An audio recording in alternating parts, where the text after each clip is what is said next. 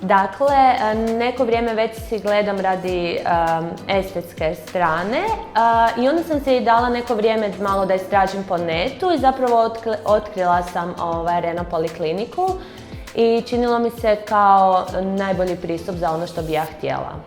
Dakle, ja sam došla prvo na savjetovanje jer sam si htjela napraviti implantant šestice i malo estetski izravnati, jel da sve to skupa taj dio gornji.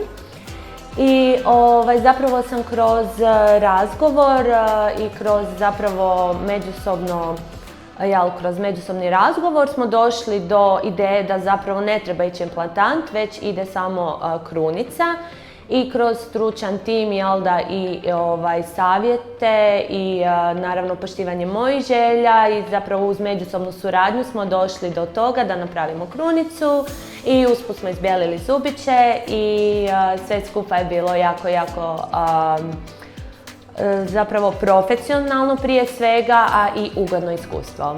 Sve zajedno, počevši od osoblja, call centra, doktorice, asistentice, svi su vrlo profesionalni, dragi i pristupačni i zaista bih preporučila ovu polikliniku jer mislim da dobijete 110% od svih, jel da? Tako da definitivno stručnost je na razini i zapravo je jako ugodno, iako zna biti malo bolno, ali jako ugodno jer uz super tim sve je lakše.